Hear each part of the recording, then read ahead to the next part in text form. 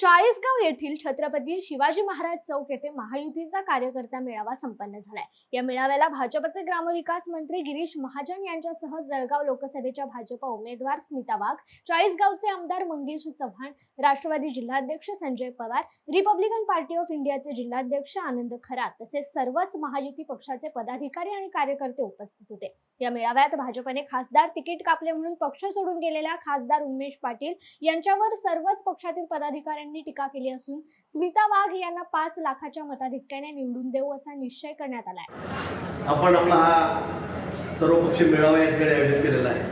मी मगापासून ऐकतोय, मी मगापासून बघतोय, मला कळतच नाही ही निवडणूक चाळीसगावची आहे का लोकसभेची आहे का देशाची आहे?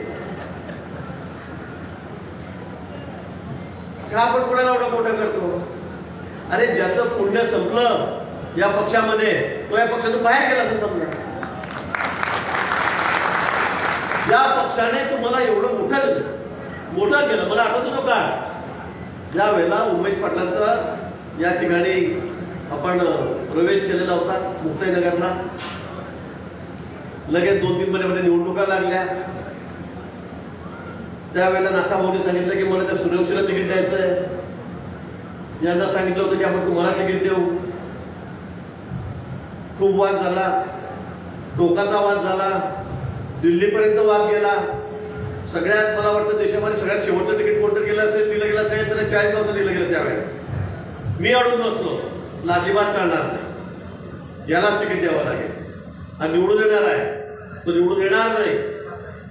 खूप वाद झाला, शेवटच्या क्षणापर्यंत नेत्यांची एवढा वाद झाला की मी तुम्हाला सांगू शकत नाही। त्यांची शेवटची भूमिका घेतली की पण त्यांना नाही तुम्हाला तिकीट नको, मी पण घेणार।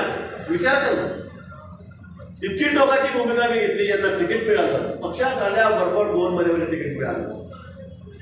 5 वर्ष गेले आमदारकीचे, खासदारकीची वेळ आली, खासदारकीचं तिकीट रातोरात बदललं, यांना तिकीट दिलं।